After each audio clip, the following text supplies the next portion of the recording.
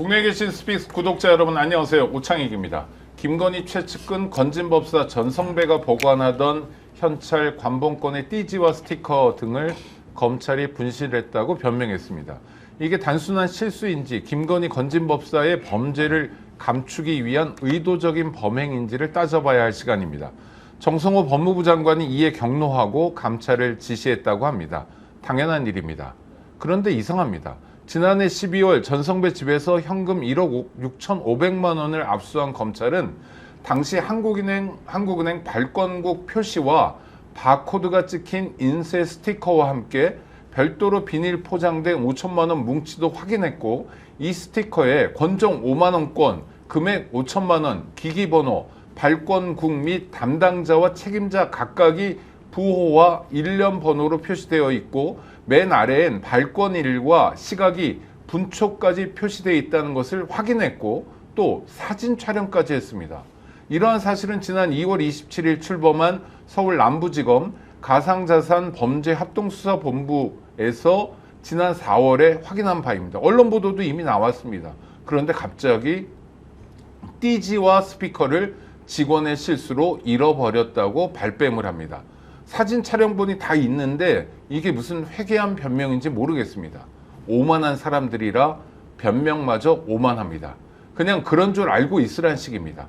범죄를 단속하고 정의를 실현하라고 국민이 위임해준 권한을 마치 자기들 세상을 만드는데 마음껏 써도 되는 권력이라도 되는 것처럼 굴고 있는 검찰, 그냥 두면 안 됩니다. 검찰 개혁을 서둘러야 할 이유가 또다시 추가되었습니다. 8월 20일 수요일 오후 1시에 생방송으로 보내드리는 스픽스의 긴급 편성, 오늘도 최고의 전문가들과 함께합니다. 김종욱 박사 모셨습니다. 어서 오십시오. 네, 안녕하세요. 김종욱입니다. 김한 한겨레 21 기자도 오셨습니다. 어서 오십시오. 안녕하세요. 네.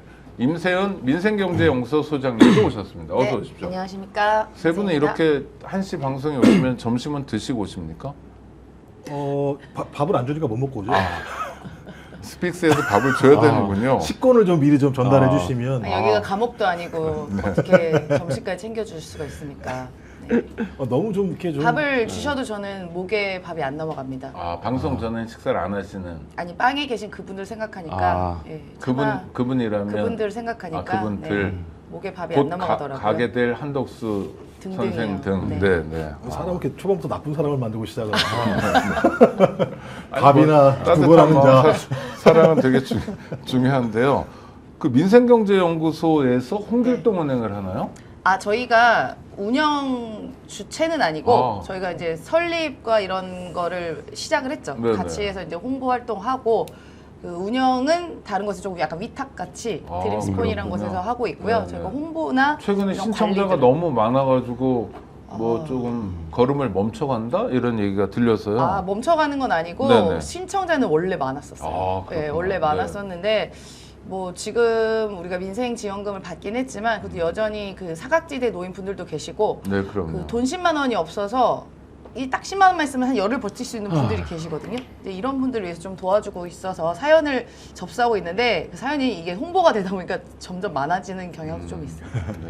네. 아니 그래도 정말 정부가 애써 노력한다 하더라도 예, 뭐 예. 그런 정부도 많지 않았지만 그래도 사각지대가 있거든요. 민생지원금을 어떻게 받아야 되는지도 잘 모르는 정보에서 소외된 분들도 네. 있고 네.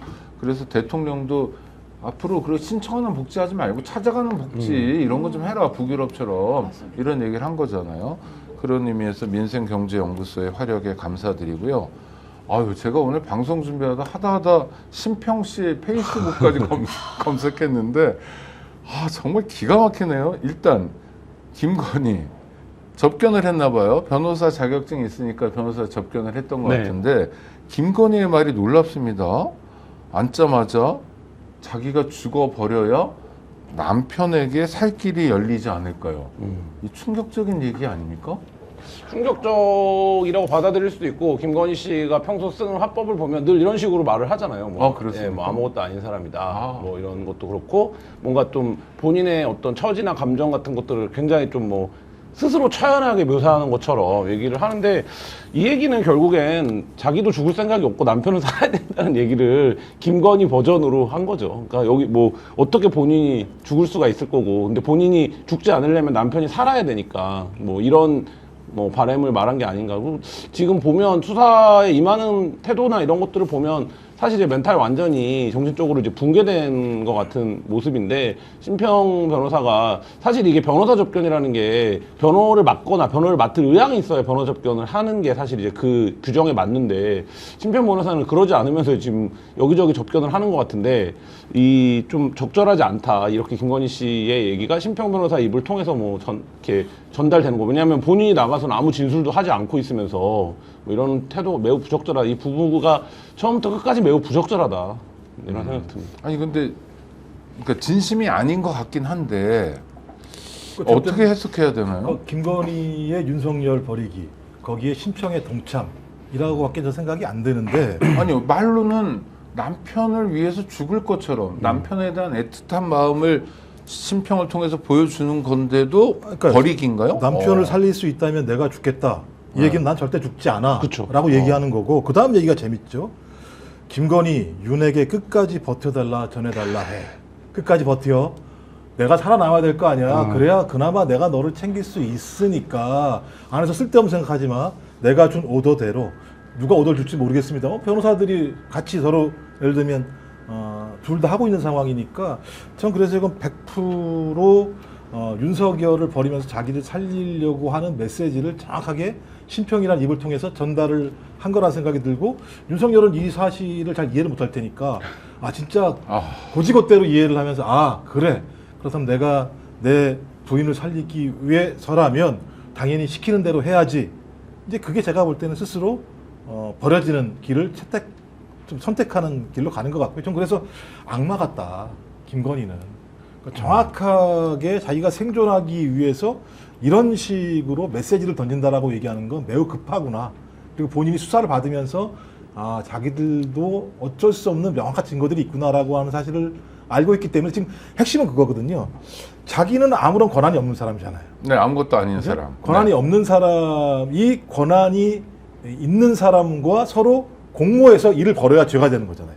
그럼 권한 있는 사람이 누구겠습니까? 윤석열이잖아요. 그럼 그 고리의 연결 그림만 다 깨부시면 자기는 여전히 나는 6개월만 여기서 버티면 밖으로 나올 수 있고 집행유예로 될 수 있어. 거기에 가장 중요한 역할을 할 수 있는 사람은 윤석열이야. 그래서 윤석열이 바보처럼 내가 하는 얘기를 잘 믿어주고 그대로 실행해야 돼. 저는 이런 식의 본인의 새로운 탈옥 플랜? 이 지금 작동하고 있는 거 아닌가 이런 생각이 들어요. 그런 의미에서 윤석열 보고 기분 좋으라고 내가 죽어야 네가 살지 않니? 라는 말을 립 서비스로 해줬다 이렇게 보는 거군요. 와. 네, 임세훈 소장님. 제가 김건희 씨를 3년 넘게 연구를 한 사람 네네, 아닙니까? 네. 네, 이게 많은 의미가 있는데요. 일단 기억해 보시면 김건희 씨의 롤모델이죠. 최은순 씨가 했던 말을 기억해 보시면 됩니다. 법정 구속됐을 때 그 자리에서 하나님이 뭐가 있냐, 여기 있냐, 약 먹고 여기서 확 죽어버리겠다 이런 얘기를 한 적이 있습니다. 최은순 씨가요. 지금 돌아가셨나요? 골프 치고 잘 살고 계신 걸로 알고 있습니다. 그리고 내란숙의 피의자의 부인인 김건희 씨도 그 당시 윤석열 내란숙의 피의자의 관저에 체포하러 갔었을 때 그때 경호처 직원들에게 뭐 한탄하다 이런 얘기 했다는 거 아니겠습니까? 이재명도 확 총으로 쏴 죽이고 싶고 나도 그렇게 해서 확 같이 죽어버리고 싶다. 이런 말을 했다는 전언이 들리고 있죠. 그러니까 이 부모, 엄마나 이 김건희 씨나 자기가 확 죽어버리겠다라는 말은 그냥 입에 달고 사는 사람들이에요. 이게 큰 의미가 있는 게 아닙니다. 그리고 또 하나는 내가 죽어야 남편 살 길 열리지 않을까의 의미는 주어가 바뀌어야 됩니다. 남편이 죽어야 내가 살 길 열린다로 바뀌어야죠. 네. 남편이 모든 죄를 다 뒤집어 써야 나는 몰랐다. 그저 권한 있는 대통령이 윤석열이 다 한 짓이다. 그리고 그 사람이 다 시킨 거다. 내가 어찌 알겠냐. 아무것도 아닌 사람이. 라고 해야 본인이 살 수 있죠. 그래서 주어가 바뀐 거다라고 보고요. 만약 설사 내가 죽어야 남편이 살릴 길이 열리지 않을까가 진심이다 하더라도 그렇게 남편이 끔찍했던 사람이 면회를 한번 안 갑니까? 그동안요? 그러니까요. 그리고 그렇게 남편이 끔찍하고 보고 싶고 내가 다시는 남편과 살 수 있을까요? 라고 한탄했던 사람이 그렇게 3년 동안 권한 빵빵 누리면서 해 쳐드실 거 다 쳐드시고 그렇게 국정을 농락했습니까?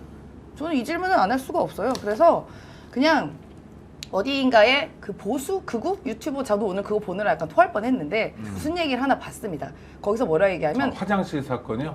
아니요 이 말에 대해서 네네네. 이 말에 대해서 지금 이 김건희 씨가 내가 죽어야 남편 살 길 열리지 않냐 뭐 우울증 증세도 있다 뼈만 앙상하다 막 이런 얘기 갖고 지금 뭐 눈물바다더라고요 극우 유튜버들이. 그래서 저도 이제 무슨 얘기 하나 좀 들어보고 싶어서 참고 봤는데 역시 김건희 여사는 대통령만 생각하는 순애보다. 그래서 남편만 생각하니까 감옥에서 음식 섭취도 못하고 우울증도 걸리고 오로지 남편만 생각하고 있다. 이게 김건희를 악마한 그 좌파 집단들이 김건희와 윤석열을 악마했기 때문이다. 언젠가 풀려날 것인데 이렇게 고통스러워도 되겠냐. 불쌍하다 안타깝다 이런 얘기하면 자기들끼리 울더라고요.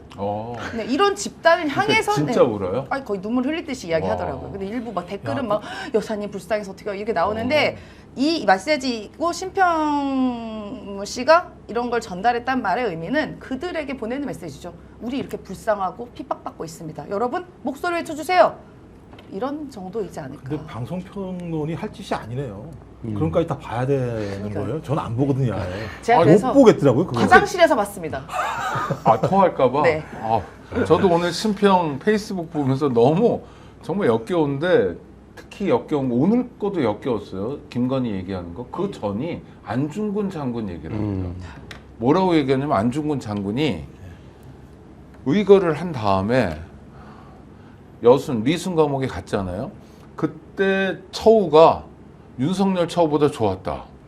군국주의 일본이 국사범인 안중근에 대해서 하는 것보다 민주화됐다는 이재명 정부가 정치범인 혈압 올라. 정치범인 윤석열에게 하는 게 더 후지다. 골판지 뭐 이런 얘기하고 막 그래요. 네.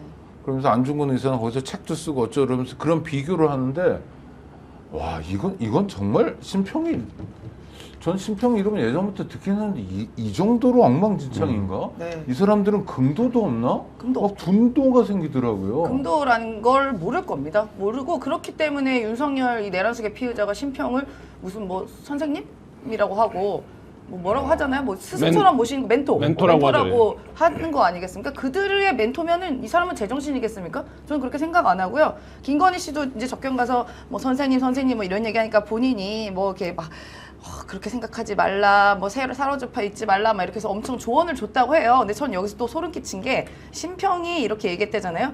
식사도 제대로 하지 못해 수척해 앙상한 뼈대만 남은 상태라고 하는데 항상 이 말은 항상 밥 못 먹어서 30kg니 뭐니 이런 얘기 나왔을 때 그 다음에 나왔던 그 김건희 씨의 모습을 보면 뭐 원래 그 몸이 대통령 때 다이어트도 많이 하고 마르긴 했습니다만 얼굴은 세상 통통하지 않습니까?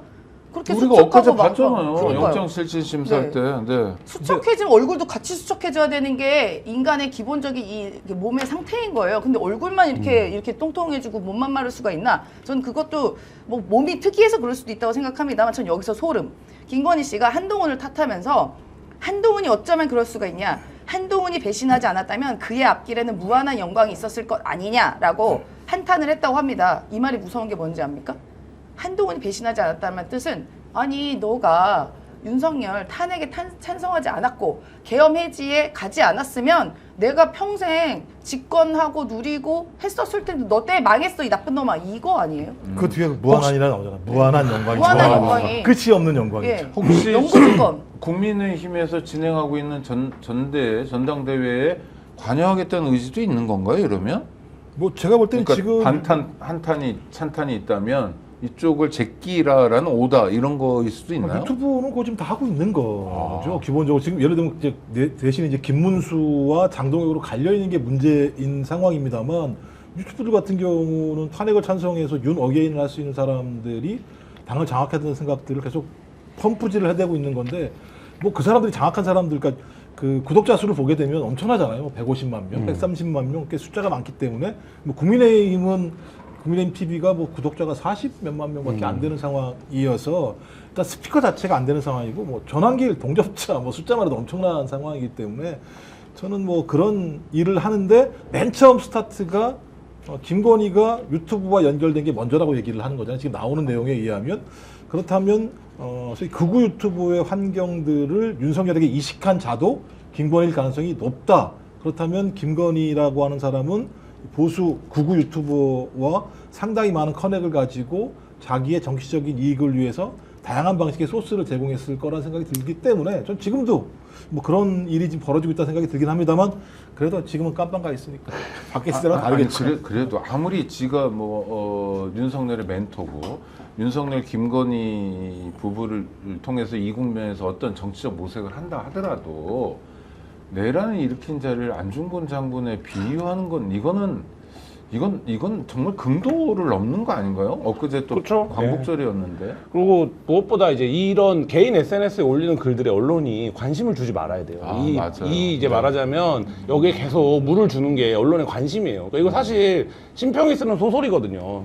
심평이 쓰는 소설이에요. 확인할 수 있는 방법도 없고. 심평이 접견을 갔다 왔다는 사실만 있는 거고. 근데 이 심평의 소설을 이제 말하자면 이 받아 적어주는 언론들의 문제가 좀 있다. 그래서 저는 이렇게 이제 지금 말씀하신 것처럼 너무 화가 나잖아요. 근데 뭐 그 개인이 뭐 극우적인 생각을 갖던 뭐 독재를 찬양하던 전체주의적인 사고를 갖던 개인이 있는 걸 뭐 어떡하겠습니까? 근데 그 개인이 특정 정파나 특정 정당에 연결되어 있고 그 연결점이 있다는 이유만으로 그럴싸한 의견인 것처럼 받아주는 행태, 이게 오히려 더는 문제라고 봅니다. 심평이라는 사람이 변호사 자격증이 있고 로스쿨 교수를 했다는 네. 이유만으로 심평의 발언을 주목해주는 네. 언론도 문제고 그러니까 저희도 그럼 심평 얘기하지 말아야 되겠네요. 그러니까 이제 친일파들이 대부분 그런 거죠. 친일파의 발상이라 생각이 드는데 그런 거 네. 예를 들면 미국을 너무 좋아하는 사람은 미국 가가지고 와 노숙자도 양담배를 피네 이렇게 얘기를 해요. 당연히 그럼 노숙자가 미국에 양담배 피고 그럼 한국 담배 피겠습니까? 그다음에 그래도 계피 담배 펴요. 갑으로 사지도 못하고. 네. 그다음에 청나라 가가지고 뭐라 그러냐면 또 와 청나라에 있는 말똥은 냄새도 향기롭다고 이렇게 얘기를 해요. 네, 그러니까 네. 눈에 보이는 게 그렇게 개딱 같은 눈으로 쳐다보니까 그런 거고요. 말씀하신 것처럼 우리의 눈으로 정확하게 자주적으로 주체적으로 바라보게 되면 그런 사람들은 퇴출돼야 될 인물들이죠. 그리고 말씀하신 것처럼 언론에서 다루지도 말아야 될 인물들인 거죠. 네. 다루지 않도록 하겠습니다. 또 이제 이거 한 가지만 말씀드릴 건 이게 뭐 정확한 정보는 아닐 수도 있습니다만 뭐 여러 경로를 통해서 들은 이야기는 김건희 씨가 식사를 제대로 하지 못했다고 하잖아요. 식사만 못하고 있는 거란 얘기가 있습니다. 매점에서 팔고 있는 컵라면, 소세지, 과자 이런 것들은 지속적으로 공급이 되고 있다라는 얘기가 있어서 만약에 정말로 식사를 못해서 음식 섭취가 안 되어서 뼈만 앙상하게 말랐다면 그 매점에서 구매한 물품 목록 있지 않겠습니까? 네네. 그것도 제출을 하시면 진짜 아무것도 못 먹는구나 라고 이해하지 않을까 싶습니다. 아무리 감옥에 있지만 그래도 얘기가 하나씩 흘러나오는데 적어도 윤석열 김건희가 건강에 아무런 문제가 없다는 거, 그다음에 영양 공급도 제대로 되고 있다는 건 사실인 것 같아요. 심평이 뼈가 앙상한 걸 어떻게 알 수가 있을까요? 수위를 읽고 전잘 있는데. 모르겠는데요. 아니 근데 그러니까 아까 말씀하신 소설이에요. 것처럼 심평이 쓴 소설이죠. 그러니까요. 자기 멋대로. 어르신들이 나이가 좀 있잖아요. 심평 씨가 나이가 있잖아요. 좀 나이 네, 드신 74번. 분들은 네. 나이 드신 분들은 그냥 약간 통통한 사람들 아니면 보고 아유 왜 이렇게 말랐어, 왜 이렇게 뼈만 앙상이라고 해서 저도 어떤 어른들 보면 왜 이렇게 살이 없냐고 얘기합니다. 제가 뭐 그 정도 앙상한 사람 아니잖아요. 근데 보기에 따라 다르다. 기분은 좋겠네요. 근데 얼굴이 앙상하면 내가 이해한다니까. 근데 얼굴만 통통하잖아. 참 우리도 이런 얘기를 다루고 있는 너무 한심한데 그 쏟아내는 얘기들이 그래요. 네, 지금 이 부부가 하고 있는 행태가 사실 뭐 전례가 없는 행태죠. 그러니까 예를 들면 남편은 속옷 차림으로 저항하다가 체포영장을 지금 뭐 CCTV로 공개해야 되나 말아야 되나 이 상황 앞에 와 있고, 그 대통령 부부가 동시 구속된 것도 처음인데 부인은 지금 여기서 무슨 비련의 여주인공 행세를 하는 소설의 주인공으로 지금 등장하고 있는 거 아닙니까? 그러니까 저 같으면 안 만날 것 같아요. 예를 들면 낯짝이 있지. 근데 지금 이 진술을 거부하면서 또 자기 접견한 사람들은 만나고 그 접견한 사람은 소설을 써주고 이런 지금 행태를 보이고 있다는 것 자체가 이 부부가 전혀 이제 말하자면 공적인 감각, 그러니까 예를 들면 나라를 통치할 능력이 있었냐 이건 둘째치고 공적인 감각 자체가 없는 사람들이다 이런 생각이 드는 거죠. 아이고, 그 방금 말씀하신 저 속옷 저항, 땡깡, CCTV를 공개하냐 마냐 뭐 이런 얘기가 있는데 그 문제는 어떻게 보세요? 그러니까 뭐 원칙적으로 우리 국민들도 알 권리 차원에서 뭐 보시고 싶은 분들도 있고 뭐 보셔야 하는 것들도 있겠지만 사실 너무나도 민망하고 안 보고 싶죠. 소위 말하면 안 보는 삽니다 아닙니까? 만약에 보게 된다면요. 김문수 뭐 팬티 입고 저항하는 거랑 봐도 막 너무 열받고 짜증났잖아요, 여름에. 근데 윤석열 내란숙의 피의자까지 그 감옥에서 바둥거리는 모습 사실 안 봐도 비디오이긴 합니다만 그걸 굳이 우리가 봐야 되나 싶긴 하지만 그래도 국민의 알 권리 차원에서는 공개가 돼야 되는 건 맞는 것 같고요. 저 어설프게 그 맞는지 모르겠지만 제가 전달해서 그 일부 CCTV 화면 캡처를 약간 봤거든요. 그래요? 네. 근데 그게 뭐 확실한지 모르겠어요. 저도 이제 받은 걸로 봤는데 그냥 추잡합니다. 그럼 공개하지 말아야죠. 추잡합니다. 근데 그냥 이게- 대자로 누워 있어요. 아이고. 이 공개라는 거가 법사위원들이 열람하는 거냐 아니면 미디어를 통한 뭐 그러니까 예를 들면 대국민적으로 공개가 되는 거냐 이게 좀 다를 거예요. 절차도 다르고. 근데 저는 그렇죠. 법사위 차원의 열람은 필요하다고 봅니다. 왜냐하면 이게 정상적으로 발부된 영장이 집행되지 않는 상황이 발생한 거잖아요. 근데 이게 뭐 전직 대통령이라서 그렇다 여러 얘기들 있지만 예를 들면 이건 다른 피해자들도 이제 이런 식으로 저항을 하면 그때는 어떻게 할 거냐 이 이제 질문에 앞에 있고 그리고 그거는 곧 정상적인 법치의 기능이 작동하지 않는 상황이 이제 생길 수 있다. 예를 들면 한동훈이 아이폰 비번을 안 풀어준 이후에 다른 범죄자들 들어오면 아이폰 비번을 안 주는 거잖아요. 그러니까 아주 놀라운 테크닉을 세상에 소개한 건데, 근데 이제 그런 차원에서 법사위원들이 입법을 책임지고 있는 법사위원들이 그 과정이 어떤 것이고 이런 경우에는 그러면 어떤 제도적인 보완이 있어야 되는가 이 부분을 확인하기 위해서 열람하는 거는 필요하다고 보는데 근데 이제 이걸 공개하는 것도 좀 다른 문제가 되겠죠. 그러니까 공개는 찬성하세요? 반대하세요? 저는 반대합니다. 반대. 예. 그러니까 열람하고 공개는 다를 것 같네요. 국회는 행정부를 견제하고 감시해야 될 역할이 있으니까 제한된 인원이 그걸 보면서 문제점에 대해서 지적하거나 점검하는 건 좋은데 대국민 공개는 반대. 우리 김 박사님. 전 영상에 관계가 없고요. 관심이 없습니다. 그러니까 핵심은 관심이 없다. 이것도 중요한 맥락이네요. 핵심은 관심이 없다. 법 앞에 평등이라고 하는 부분들이 계속 깨지고 있다. 그러면 국민들이 사법 질서를 신뢰할 수 없다. 사법 질서가 붕괴되는 순간 권한의 견제와 균형이라고 하는 것이 사라질 수밖에 없다. 그러면 한쪽 권력을 가진 자는 나머지 권력들을 파괴하려고 할 것이다. 이런 과정들이 지금 만들어지고 있는 거였고, 소위 전직 대통령이란 이유만으로 영장 집행이 안 되고 있는 상황 자체에 대해서 분노해야 되는데, 그런 분노라기보다는 이 속은 연상 문제로 모든 것이 가고 있는 상황. 그래서 우리 논의가 뭐 법사위 알아서 하시라고 하더라도 제일 중요한 부분들은 헌법적 가치인 법 앞의 평등이 누누이 판판이 깨지고 있는 상황을 어떻게 바로잡을 수 있을 것인가라고 하는 소위 사회적 공론과 토론, 아니 국회 내에서 토론들이 벌어져야 되는데 꼭 이런 잡다한 얘기들이 나와가지고 본질이 좀 약간씩 옆으로 튀는 부분들이 생겨서 법사위는 알아서 하잖아. 전 별로 영상에 관심이 없고 법이 집행돼야 된다. 집행을 하지 못했다고 한다면 저 특검도 얘기해야 되죠. 왜 집행이 안 됐는지, 그리고 어떻게 집행을 강행할 수 있는 방법을 만들 건지. 전 이런 것이 전제되지 않는다면 이거 그냥 해프닝이잖아요. 따지고 보면 지가 팬티를 입건 반바지를 입건 저는 별로 관심이 없는데 제일 중요한 우리의 큰 가치가 무너지는 거라 생각이 들어서 그게 좀 짜증나고 화가 나지요. 네, 아마 우리 구독자 여러분들도 대체로 비슷한 생각이 있으신 것 같습니다. 관심 가지 않고 관심을 가져보면 더러운 생각만 들고 불쾌하고 불편하고 그다음에 오히려 선의의 시민들이 상처를 받아야 되고 이런 상황인데 짚어야 될 건 따로 필요한 사람들이 짚어보자. 네, 김한 기자. 네. 그 특검 얘기하셔서 특검에 대한 점검도 좀 필요한 점이라고 보는데, 예를 들면 김건희 특검 같은 경우에는 특검보가 4명인가 그러지 않습니까? 네. 근데 지금 왜 어떤 특정 16개 혐의가 있는데 특정 혐의들은 전혀 얘기가 안 나오고 있어요. 예를 들면 누굴 소환했다? 그러니까 예를 들면 원희룡을 왜 안 부르는 겁니까? 양평고속도로 압수수색했다는 얘기 한참 전이었는데 왜 관련자들 소환 얘기가 전혀 없고? 그 파견 검사 증언이 필요하다 이런 얘기도 있더라고요. 그러니까 저는 지금 특검이 제대로, 그러니까 그래서 김건희 특검 관련해서도 특정 사안들에 대한 거는 이제 막 수사가 별건까지 다 되고 있는 것 같은데, 이거는 그러니까 말하자면 특검보가 사건을 나눠 가진 건데 범죄 혐의들을, 그래서 이 특검이 제대로 돌아가고 있는 것인가 이 부분에 대한 것도 좀 점검이 필요한 점이 있다. 왜냐면 시간이 지금 흘러가고 있는 거잖아요.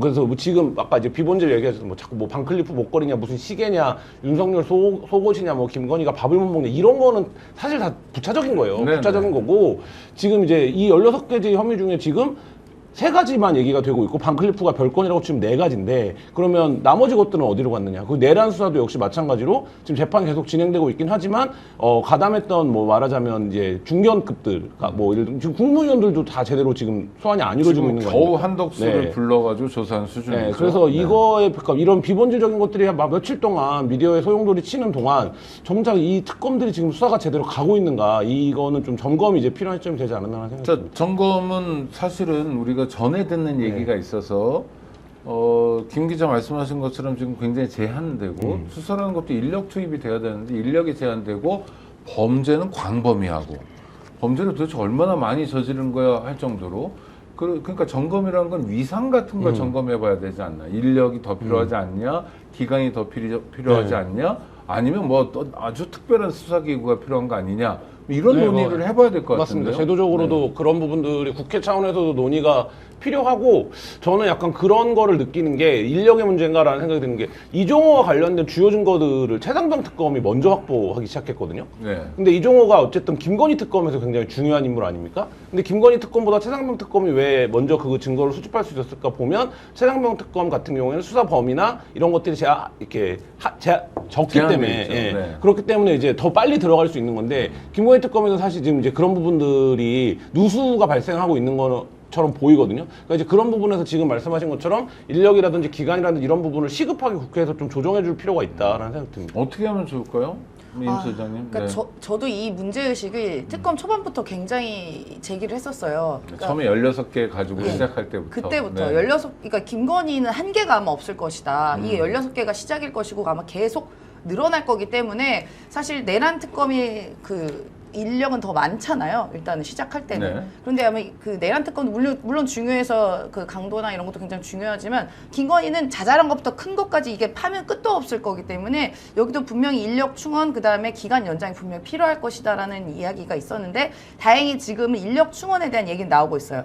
파다 보니까 이게 모든 길은 다 김건희로 통하고 있잖아요. 그러니까 뭐 예를 들면 김건희 특검 같은 경우는 너무나 험난한 것이 목걸이도 갖고 왔는데 보니까 진품인지 가품인지도 확인해야 되고 이 절차도 굉장히 복잡합니다. 진품, 가품 따지는 것도. 한 명이 이거 진품이에요 해도 안 돼요. 복수의 전문가들이 와서 진품입니다까지 확인해야 그리고 되고. 제조사에 또 문의 물어야 뭐 이런 되고. 것도 해야 될 거 예. 아니에요. 그다음에 네. 이거 물건 어디서 샀는지, 그럼 백화점도 뒤져야 되죠. 뭐 어디 뒤져야 되죠. 이유한 화백 그림도 이게 또 진짜냐 가짜냐 찾아야 되고 또 어디 대만 어디서 샀다 그러면 대만까지 가야 되고 이게 끝도 한도 없는 거예요. 김건희 특검은 아마 여기보다 더 나올 겁니다. 아마 캄보디아도 가야 될 것이고요. 뭐 베트남도 가야 될 것이고요. 뭐 아주 수백 수만 가지의 혐의들을 갖고 있기 때문에 김건희 특검은 제가 볼 때 지금 인원으로는 택도 없을 것 같고 3배 정도는 더 충원이 되고 기간도 더 늘어나야 아마도 더 자세한 수사가 돼야 될 것이고요. 그리고 초반에 보면 희한하게 지금 피의자들이나 참고인들이 김건희 특검에서 소환하면 뭔가 굉장히 무시했었어요.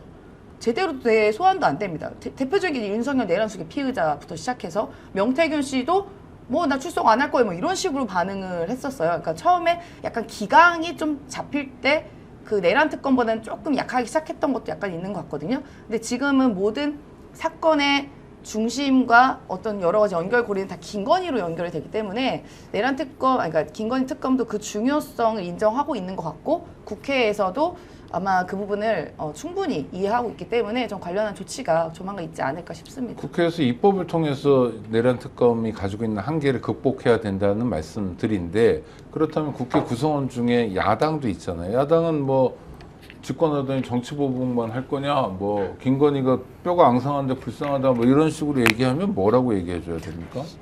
저는 이제 일단 이거 특검으로 될까 이런 생각이 많이 들긴 해요. 네. 왜냐하면 전화 목록 하나가 나왔는데 여기서 딸려 나오는 사건이 줄줄이, 예를 들면 김승희 같은 전 의전비서관 같은 경우도 말도 안 되는 사건이 벌어졌어요. 학폭이요. 교육부 네. 차관한테 전화 통화를 직접 하는 거잖아요. 아, 세상에 대통령 부인이 자기 의전비서관 딸이 학폭을 한 거와 관련해서 교육부 차관한테 전화를 하고 교육부 차관은 그 문제에 어떻게 본인이 개입했는지 모르겠습니다만 나중에 사회수석으로 다시 대통령실로 가는 일이 벌어지 영전이죠. 그거. 예, 비서관이 수석이 됐으니까. 이런 일이 네. 벌어진다라고 하는 걸 보면 또 거기다 무슨 뭐 김상민 뭐 여러 가지, 그러니까 전화 목록 하나만 가지고도 상당히 많은 내용이 나오기 때문에 이거 뭐 말씀하신 것처럼 특검을 당연히 기간은 연장해야 되고 재특검, 3특검을 한다고 하더라도 저는 이건 제가 볼 때 장기적으로 특별수사본부 같은 경우를 구성해서 이거 일상적으로 하지 않으면 안 되는 상황이다.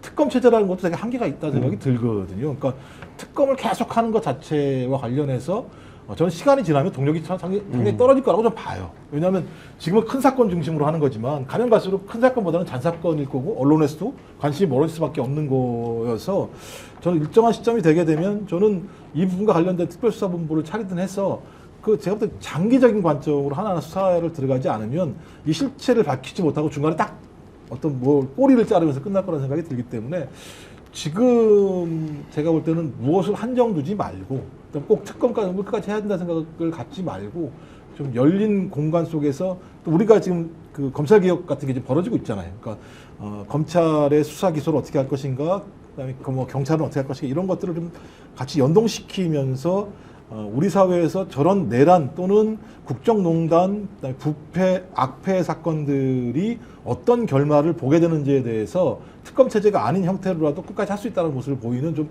그런 설계를 해야 될 때가 되지 않을까 생각이 들긴 합니다. 네, 뭐 특검이라는 게 지금 검찰의 한계를 극복하기 위한 안전장치긴 하지만 특별한 제도가 아닌 방안도 좀 고민해야 된다. 중요한 얘기인 것 같고요. 국회에서 우리 얘기를 좀 경청해 주셨으면 합니다. 그나저나 방금 말씀하신 그 학폭 사건 김승희 그것도 굉장히 놀랍잖아요. 그러니까 대통령 부인의 손길이 학교 교실에까지 미친 거잖아요. 그래서 학교 폭력 가해자를 좀 봐주는 방식으로 일을 풀었다. 교육부 주요 관료들을 통해서 라는 거 아닙니까 지금? 네. 이것도 범죄 아닌가요?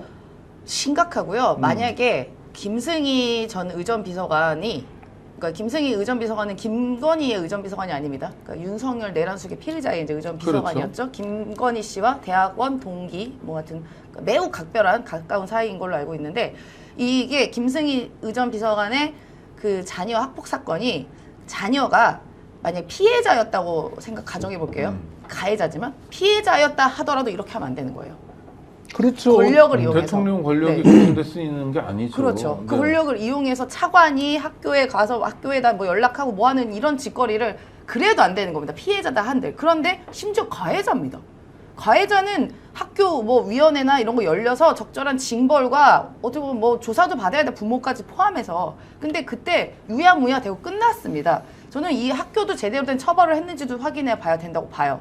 물론 지금 그 당시에 정상윤 전 교육부 차관은 이렇게 말을 했습니다. 이것도 말이 안 되는 게 영부인과 통화가 자주 있는 일은 아닙니다. 이렇게 얘기합니다. 아니 없어야죠. 통화 자체가 놀라운데. 자주 있는 일이 어디 있습니까? 제가 또 그래도 기억이 안 난대요. 내용은 기억이 안 말도 나는데. 안 되는 얘기지. 그러니까 자주 있는 일이 없어요. 제가 김한 기자님 통화한 적 있습니까?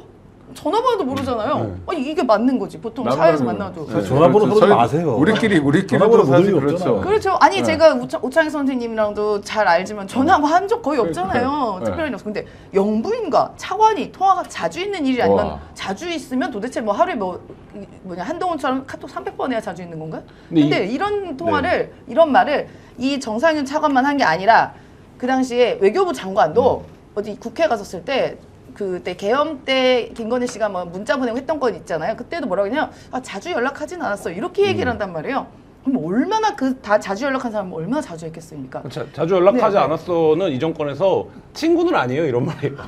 김승희 씨는 굉장히 많이 통화해요. 김승희는 친구거든요 김건희랑. 근데 김승희 비서가 이들이 아까 제가 공적 감각이라는 얘기 들었는데 이 김승희 비서관이 왔을 때 그 당시 대통령실에서 근무했던 사람들이 그런 얘기가 그때 처음 나온 거예요. 여기 의전비서관이었잖아요. 근데 여기가 이제 원래 이벤트 회사 대표 출신이거든요. 그리고 이제 캠프에서 홍보기획 일을 맡았었어요. 김건희 라인인 거죠. 그러니까 대통령실에 제2부속실이 필요가 없네. 여기 그냥 다 부속실이네. 라는 얘기가 핵심이 이 김승희 때문이었어요. 근데 이 김승희가 어쨌든 자녀 문제로 그렇게 됐는데 이 김승희가 그런 사람인데 그걸 관가에서 다 몰랐겠습니까? 근데 대통령 부인이 그 사건이 있자마자 차관한테 전화를 하고 그 다음에 그 사이에 김건희랑 김승희는 뭐 열 몇 번 통화를 했다는 거 아닙니까? 한 달 사이에? 그 학폭이 열리기 전에?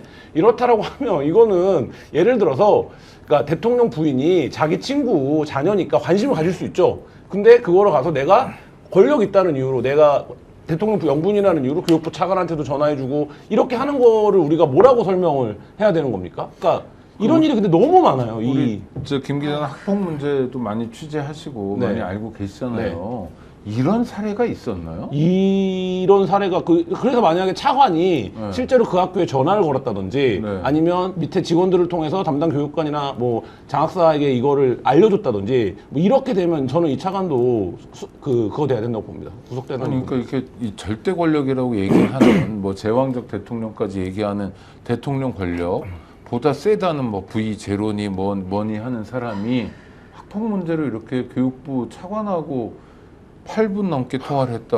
와 정말 이게 네. 말씀하셨던 것처럼 은희정님 말대로 추합니다. 추해요. 8분 48초 동안 통화했는데 내용을 기억을 못하는 교육부 차관을 사회성으로 승진을 시키는 정부였던 거죠. 그러니까 제가 볼 때 이건 다 숨기고 있는 거고 뭐 학폭위 같은 경우도 원래는 한 달 이내에 열려야 되는데 지금 2달이나 지나서 열렸고 뭐 많은 그쪽 담당 변호사들 말에 의하면 이 정도면 당연히 다른 학교로 전학을 보내야 되는데 전학도 보내지 않고 했다라고 하는 건 어떤 형태로든지 가장 강력한 힘이 작동했을 건데 더 재밌는 거 그 부인이에요. 김승희 씨 부인.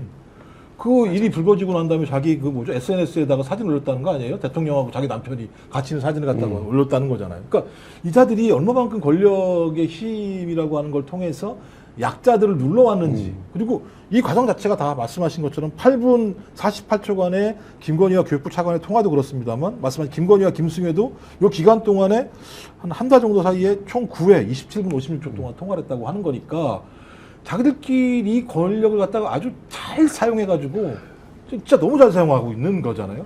그러니까 이 시간 동안은 뭐 해야 됩니까? 국민을 위해서 일해야 될 시간에 김건희는 국민을 위해서 일하면 안 되겠습니다만 이런 짓거리를 하고 있었다라고 하는 걸 보게 되면 국정을 운영한 게 아니라 사익을 추구한 기간이었다라고 볼 수밖에 없는 게 이런 단 하나의 사건을 통해서 확인되는 거죠. 저는 제가 자녀 둘 키우는 딱 당사자 학부모로서 네네. 그 피해자 부모를 생각하면 정말 머리에 피가 거꾸로 솟습니다. 그러니까 내 자녀가 학폭 피해를 많이 받았어요. 근데 이 가해자가 적절한 조치와 징계를 받아야 됨에도 불구하고 뭔가의 권력에 의해서 그 사람이 아무렇지도 않고 오히려 가해자와 피해자가 뒤바뀌는 상황이 된다거나 아니면 원래 분리 조치돼야 되거든요. 그런 조치가 이루어지지 않았다면 그 피해 학생은 오히려 자기가 전학가거나 하는 이 행위를 했을 거예요. 그럼 피해 학생은 뭐가 됩니까? 그 피해 그리고 부모는요? 학폭도 반복적이었잖아요. 반복적이었잖아요. 네. 기억하시면 이 윤석열 정권 해서 고위공직자 자녀 학폭 논란이 바로 이 김승희 씨뿐만이 아닙니다.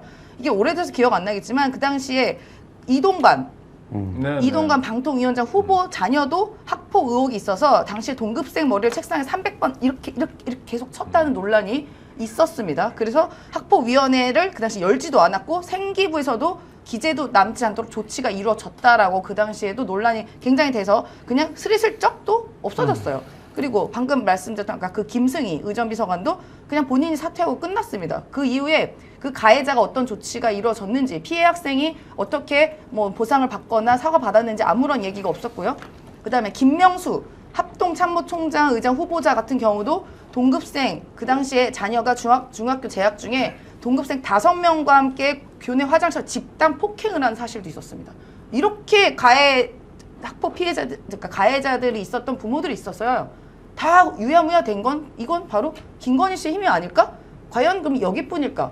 도대체 김건희 씨가 안 쑤신 데는 어딜까? 이런 생각이 들지 않습니까? 그러니까 이 부부가 벌인 것들이 전체적으로 맥락이 다 같은데 공적 권한을 사적으로 사용하는데 3년 6개월, 2년 6개월을 보낸 거예요. 예를 들면 3부 주가 조작 정확하게 그런 거 아닙니까? 예를 들면 대통령이 국무회의 주재하고 뭐 우크라이나 갈 수도 있고 이런 거를 통해서 주가 부양을 하려고 했다? 주가 조작을 했다? 이런 사건이에요. 그 다음에 목걸이 주니까 채용해 주는 거 아닙니까? 비서실장 한덕수는 그 검사가 누군지도 모르는데 자기 비서실장에 꽂혀진 거 아닙니까? 뭐 이런 거죠. 지금 이 사건도 그 최혜병 사건에서 대통령이 뭐라고 했습니까? 그런 일로 사단장까지 하면 처벌하면 누가 그걸 하겠냐? 이 인식을 놓고 보면 김건희는 야 그거 아들 문제, 자녀 문제로 아빠가 그만두는 건 너무하지 않냐? 그러니까 내가 도와줘야겠다 그거를 이렇게 생각했을 거예요. 그러니까 이 두 부부가 사고하는 방식 이런 것들이 전혀 여기에 어울리지 않는 자리에 있었던 사람들인데 그거를 이 부부들은 문제라고 생각을 못하기 때문에 아까 말한 공적 감각이 전혀 없기 때문에 그리고 준비가 전혀 안 돼 있었기 때문에 그냥 물어들듯이 숨쉬듯이 이렇게 공적 권한을 사적으로 활용하고 사용하고 추구하고 이렇게 해왔던 과정이 지금 하나씩 드러나고 있는 상황이다. 아니 공인으로서의 감각은 없다 하더라도 이게 범죄인지 아닌지는 식별할 거 아니에요. 윤석열은 검사를 했던 자이고 김건희도 서초동 주변을 왔다 갔다 하고 그 근방에 살고 있으니 근데 이 감각마저 그러니까 불법마저 거리낌 없이 자행하는 건 김건희 뭐예요? 입장에서는 검사 남편을 만나서 자기네 가족 비리가 10수년 이상 묻혀 오고 회피되고 방해받고 이런 과정을 통해서 어쨌든 재산 증식을 해온 거 아닙니까? 전체적인 네네. 과정을 놓고 보면 그러니까 말씀하신 대로 법이라는 거에 대한 어떤 그 감각이 우리가 남편이 한직일 때도 내가 수사를 피해왔는데 검찰총 중앙지검장 되고 검찰총장 되고 대통령 됐는데 뭐 그런 이런 것들이 위법이냐 이거를 판단할 이유가 사실 없는 네. 삶을 살아온 거죠. 그리고 윤석열은 제가 볼 때 자기가 법 위에 있다고 봤겠죠. 그러니까 자기가 법의 규제를 받는 자가 아니라 자기 마음대로 수사하고 기소해서 내 마음에 들면 살려주고 내 마음에 안 들면 안 살려줄 수도 있고 내가 위로 승진하는 데 도움이 되면 저자를 기소할 수도 있고 그런 사례 중에 하나가 조국 전 대표 같은 케이스인 것이고 본인 대장동 사건 같은 것도 마찬가지잖아요. 자기가 아는 사람들, 자기를 키워준 사람들을 위해서 다 사건 무마하고 이런 일들이 벌어졌던 거잖아요. 그렇게 제가 볼 때는 한 15년, 20년 소위 검찰에서 자기의 권한이 얼마나 막강한가를 확인하게 되면 법이라는 게 뭐가 중요합니까? 법 아무것도 아닌 거죠.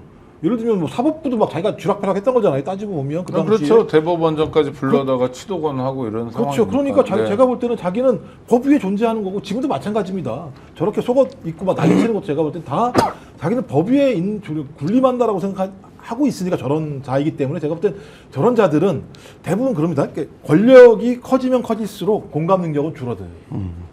이게 지금 이렇게 뭐 의학계에서 나오는 사례인데 전 제가 볼 때는 윤석열과 김건희는 권력을 더 많이 얻으면 얻을수록 예를 들면 공감 능력이 사라지기 때문에 김승희라고 하는 나랑 친한 뭐 후배겠죠? 제가 볼 때 네. 후배를 지키는 게 중요하지 저 가해자한테 맞은 저 피해자의 고통은 전혀 공감하지 못하는 자들인 거죠. 그렇게 지내온 거죠 지금까지. 김건희가 김승희를 챙기는 건 친해서입니까? 아니면은 데리고 쓰기 위해서 상부상조 나는 너한테 이 정도도 해줄 수 있어? 뭐 이런 차원일까요? 자기 라인에 그 당시에 초반기에는 핵심이었죠. 김건희 라인이. 근데 그러니까 김건희가 무슨 의리 있는 모습하고는 좀 다르잖아요. 이렇게. 그러니까 그 정도를 해주는 게 김건희는 의리라 제가 아까 숨 쉬듯이라고 생각했는데 네. 의리가 있어서가 아니라 숨 쉬듯이 그냥 이 정도는 우리가 내가 해주면 되지 뭐 이렇게 생각한 거예요. 근데 보통 준비된 사람 같으면 그리고 공적 관계가 있는 사람 같으면 내가 대통령 부인인데 이런 걸 하면 안 되지라고 생각을 하는 게 먼저잖아요. 근데 이 부분 그렇지 않다는 거예요. 그러니까 박지원 의원의 제보지만 취임식에서 애국가 부르는데 5억을 받고 5억을 줄 테니까 애국가 5억을 내라고 했다는 제보가 있다는 거 아닙니까? 확인해 봐야겠지만 이 부부가 그게 상상이나 가능합니까? 그러니까 예를 들면 이제 막 대통령이 돼서 성스러운 취임식을 하는데 여기서 애국가 부르면 스타 될 수 있으니까 내가 이건 한 5억 정도 받아야겠다는 생각을 만약에 했다면 그게 트럼프도 쉽지 않은 생각이죠. 그러니까요. 그거를 취임식에 애국가 5억 받고 뭐 자리에 그러면 몇 천만 원씩 받고 팔아볼까? 이런 생각을 만약에 한다라는 거는 진짜 쉽지 않은 없는 사람들이다 세상에. 그러니까 저에게 이제 좀 부인 얘기잖아요. 네. 저기 뭐죠 집권한 초반에 윤석열이 바이든 날리면 네. 그래서 총무 수석이 올라가서 이거 대국민 사과했습니다 올렸더니 무슨 소리야 대국민 사과는 어디서 말도 안 소리하고 있어 하면서 날리면으로 바꿨던 것들이 나오잖아요. 그럼 대통령실 분위기가 어떻겠습니까? 그 상황에서는 이거 직보하면 안 되는구나 올바르게 보고하면 안 되는구나 그냥 심기만 살펴야 되겠구나. 근데 그 심기를 살피려면 누구 살피면 되겠습니까? 윤석열이 아니죠. 김건희 심기를 잘 살피면 되겠죠. 그럼 김건희 심기를 잘 살피려면 누구한테 잘 보여야 됩니까? 김승희 이론가도 잘 보여야 되는 거죠. 이 메커니즘인 거죠. 이 구조가 초반에 딱 구축이 된 거고 그러니 그때 다 들으셨잖아요. 김건희가 최고야. 김건희가 최고야. 다 그랬잖아요. 그때만 하더라도. 용사는 김건희가 다 해먹는다라는 얘기를 다 세간에 돌았던 얘기라면 그런 구조물이 다 만들어진 거죠. 그 내에서. 그런데 그 내에서 김승희라는 인물이 얼마나 중요한 역할을 했을 것이고 그럼요. 김승희가 얼마나 충성했겠습니까?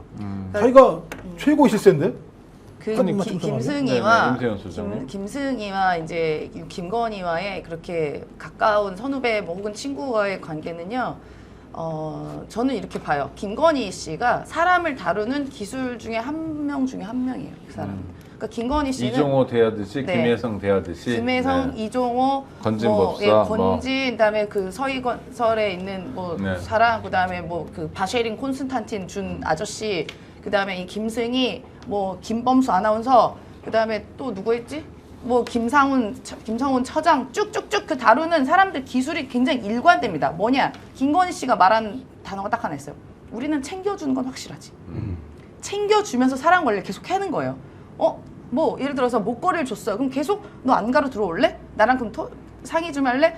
내가 너한테 굉장히 의지하고 있어. 그럼 명태균 씨도 마찬가지죠. 그러니까 이런 권력자가 본인한테 의존한다 그러고 전화를 자주 하고 뭐 만나고 이러면 굉장히 나를 정말 챙겨주고 각별하게 생각하나? 라는 생각을 갖게 해요. 가장 가까운 예로요. 이명수 기자가 취재를 하는 사람 아닙니까? 이명수 기자가. 근데 네. 김건희 씨와 통화를 자주 해요. 근데 이명수 기자도 그때 놀랬다는 거예요. 내가 서울의 소리 기자인데 대통령 그 후보의 부인, 검찰총장이었던 부인이었고 심지어 서울의 소리는 그 사람 비판의 지점 섰던 그 기자를 이렇게 지속적으로 전화하면 또 받고 콜백도 해주고 이렇게 누나 동생처럼 친하게 해주는 거에 와, 이 사람 되게 사람을 잘 다루는구나라고 생각을 했다는 거 아니에요.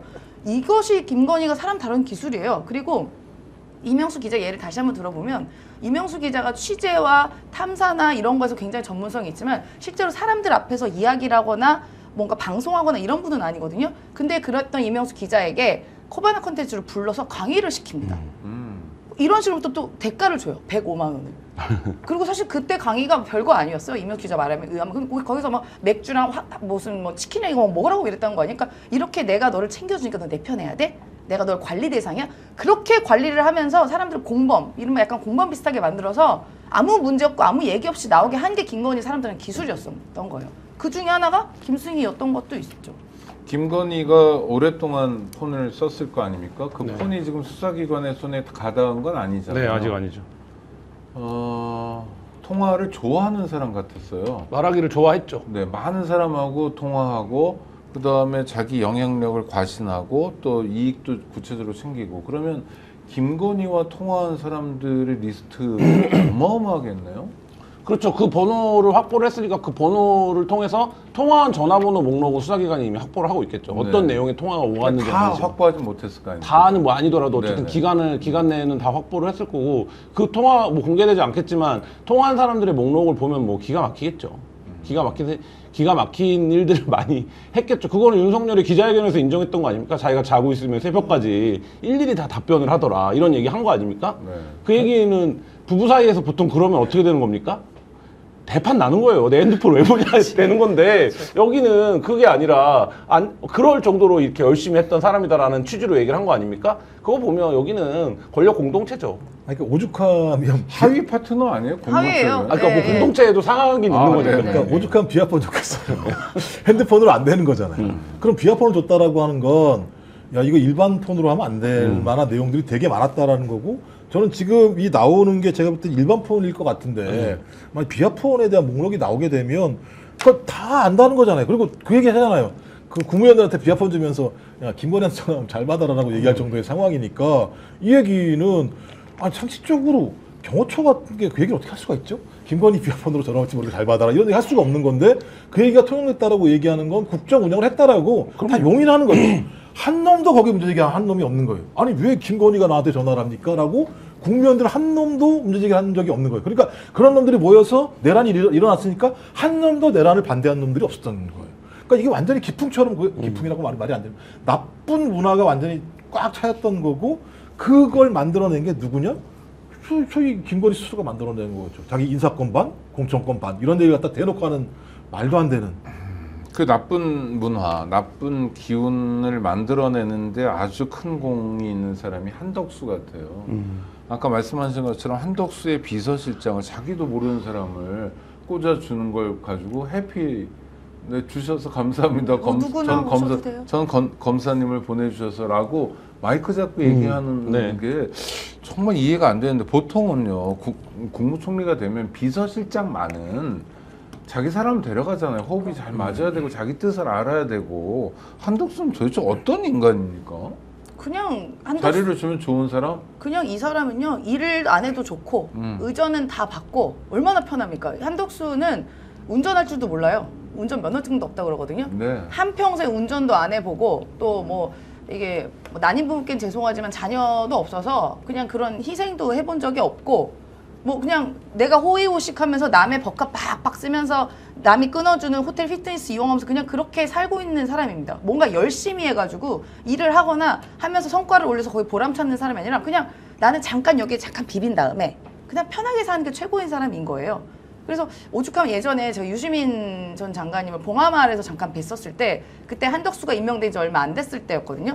근데 그냥 농담 삼아 이런 얘기를 하더라고요. 나는 참 한덕수가 대단한 것 같아 이렇게 이야기를 하시면서 그래서 한덕수가 왜 대단해요? 이렇게 여쭤보니까 나는 장관할 때 사실 너무 힘들어서 다시 시켜준다 그래도 난 그거 다시는 안 하고 싶은데 그렇게 한덕수는 총리를 노무현 대통령 때 그렇게 고생해서 했을 텐데 그걸 또 덥석도 받는 거 보면은 대단한 사람 아니야?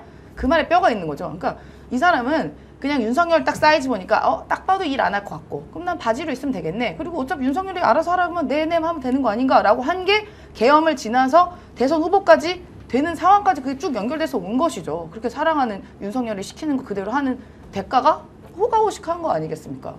그래서 한덕수도 이제 곧 저는 구속영장 청구될 거라고 네네. 봅니다. 이제 수순으로 보는데요. 근데 그동안 그렇게 윤석열과 사랑하고 사셨으니까 이제 그렇게 얘기했잖아. 호남 가가지고 저도 호남 사람입니다. 서로 사랑합시다. 사랑해야 합니다. 뭐 이렇게 얘기했는데 이제 똑같죠. 저도 빵에 갈 사람입니다. 윤석열과 서로 사랑하겠습니다. 이렇게 살면서 두 분이 옆방에서 오손도손 잘 지냈으면 좋겠다. 그런 생각이 드네요. 서로 싸우지 않을까요? 만나면.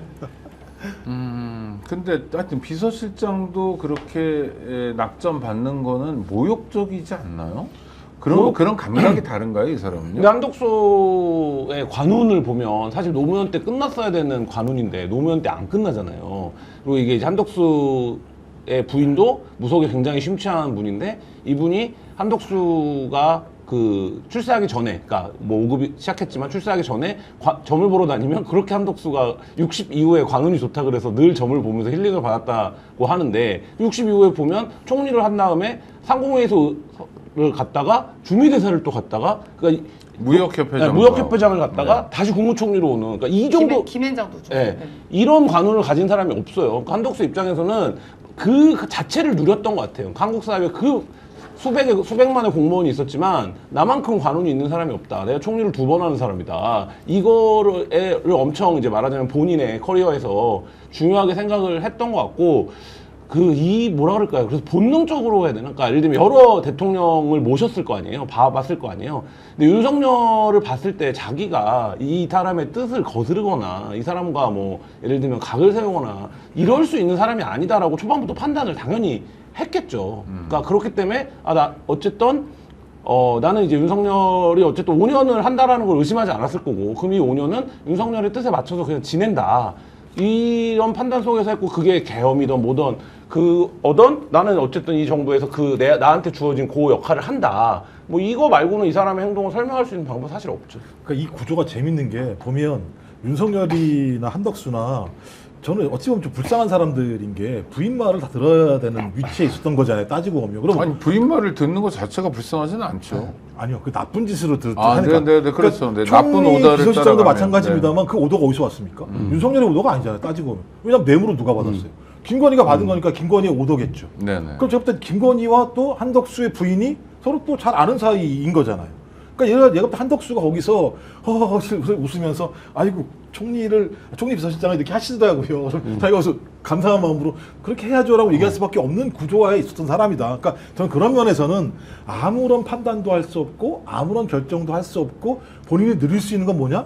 의전과 많은 사람들이 나를 쳐다보는 총리로서의 어떤 존경심만을 바라고 살 수밖에 없고 모든 알맹이는 두 부인들이 다 챙겨가는 구조. 아마 그렇게 오랫동안 살아왔잖아요. 전 그러니까 이게 잘못인지 뭔지도 모르고 예. 그냥 살아왔을 수도 있어요. 그냥 그런갑다. 그리고 감옥에서도 그런갑다 하고 그냥 편히 여생을 보내셨으면 좋겠네요. 그러니까 총리 공간에도 요리사가 있어가지고 다 밥을 해줄 거 아닙니까? 공간 엄청 큽니다. 네, 아니 뭐 안 가봐서 모르겠습니다만 저 어디 삼청동인가 삼청동 청와대에 있대요. 있습니다. 감옥 가도 요리해주긴 그렇죠. 하죠. 예. 네. 그래서 그러니까 관은 60 이후에 관은 좋다고 그러니까 부인이 이야기했다고 하잖아요. 딱 맞네요. 딱. 그러니까 관운이 끝까지 물론 관에서 관에서 생활하는 생활하는 재소자로. 네. 공직생활을 하네요. 공직생활을 오랫동안. 여생을 그냥 돌아가실 때까지 거기 계시니까. 윤석열이 제일 길게 하겠네. 공직생활을. 나랏밥을 죽을 때까지 먹을 수 있는. 네. 야, 근데 76 나이에 저는 정말 한덕수가 김문수랑 다투는 모습 있잖아요. 그게 다 지금 밝혀지는 거잖아요. 내란에 깊숙이 개입했으니까 자기 범죄 때문에 뭐 방패를 든 거 아니냐 뭐 이런 거 대충 맞는 거 같아요. 대충이 아니라 그게 맞죠. 예를 들면 국무총리가 대통령이 비상계엄을 선포하려고 하는데 내 머릿속에 이거 위법하다라는 생각이 들면 어떤 과정으로 전개되더라도 국무총리가 책임을 피해갈 수 있습니까? 그러면 국무총리가 난 못하겠다고 던지고 나왔어야죠. 그래야 최소한 내가 비상계엄에 난 동의하지 않았다는 얘기를 할 수 있는 거죠. 그게 아니라 여기는 지금 비상계엄을 하겠다고 하니까 절차적 정당성을 어떻게든 만들어 보려고 노력한 거 아닙니까? 자기 딴에는 했다라는 과정이 밝혀지는 거 아닙니까? 그거를 내란법으로 얘기하면 뭡니까? 내란에 동조한 거예요. 동조하는 행위를 한 거예요. 근데 본인은 그게 나는 내란에 그렇게 동의하지 않았는데 뭐 이렇게 얘기해봐야 의미가 없는 거고, 그 다음에 직접 증거들로 지금 한덕수의 행적이 밝혀지고 있는 거 아닙니까? 한덕수가 유인촌한테 전화하고 유인촌이 그 후에 자기가 관리하는 산하기관인 한예종을 폐쇄시켰어요. 이 얘기는 뭡니까? 내란을 통해서 실행하려고 했던 어떤 계획이나 이런 것들이 한덕수, 유인촌, 한예종이라는 정확한 개선을 통해서 지시가 이루어지고 이행된 거 아닙니까? 저는 이런 과정들은 한덕수가 내란에 동조뿐만 아니라 적극적으로 가담했다라고밖에 볼 수 없는 과정이다 이렇게 봅니다. 네, 성각자는 댓글 소통도 합니다. 뭐 아까도 말씀드리고 그랬는데요. 네, 다만 이야기 맥락상 매번 댓글을 읽어드리거나 할 수는 없어서요. 감사하고요. 아까 전 오프닝에서 잠깐 그 말씀 드렸는데 관봉권 띠지를 분실했다. 스티커도 분실했다. 근데 사진을 다 찍었잖아요. 네. 그리고 그게 언론 보도가 나왔잖아요. 네. 이미. 제가 앞서 읽어드린 거 일련 번호도 나왔고 책임자, 뭐 담당자 다 나왔는데 검찰에서 띠지를 분실했어라는 건 어떤 의미예요? 아 참나. 아니 그러니까 아, 저는 저기 사진에 맞아요. 나오잖아요. 네, 넘버 네. 다 있고 그다음 5월 13일이라는 것도 확인되잖아요. 네. 그러니까 윤석열이 대통령 취임한 직후에 바로 빳빳한 현찰이 왔다. 네, 네. 이건데 저게 와. 제가 옛날 한국은행에서 인턴을 잠깐 했었을 때 저 네네. 나오는 과정을 봤는데요. 저게 굉장히 정교하게 나오고 굉장히 랩핑을 엄청 세게 하거든요. 저거를 뜯어내는 게 더 힘듭니다.